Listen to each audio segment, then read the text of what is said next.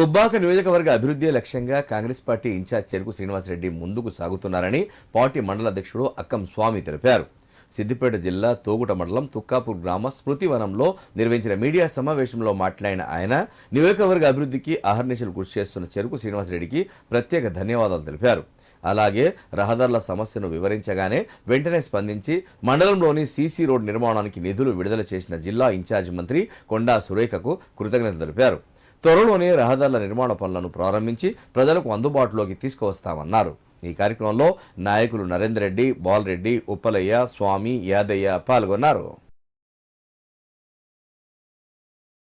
దుబ్బాక నియోజకవర్గ Congress party incharge చెరుకు శ్రీనివాసరెడ్డి గారి కృషి వల్ల ఈరోజు తొగుట మండలంలోని తుక్కాపూర్, గుడికందుల గ్రామాలకు సీసీ రోడ్లకు నిధులు మంజూరు చేసినందుకు చెరుకు సీనన్న గారికి తోట మండల పక్షాన కృతజ్ఞతలు తెలియజేస్తున్నాము.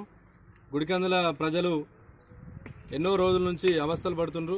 ఘనాపూర్ నుంచి గుడికందులకు పోయేటువంటి రోడ్డు వల్ల బాగా ఇబ్బంది ఉందని చెప్పేసి గుడికందుల గ్రామస్తులందరూ చెరుకు సీనన్న దృష్టికి తీసుకురావడం జరిగింది.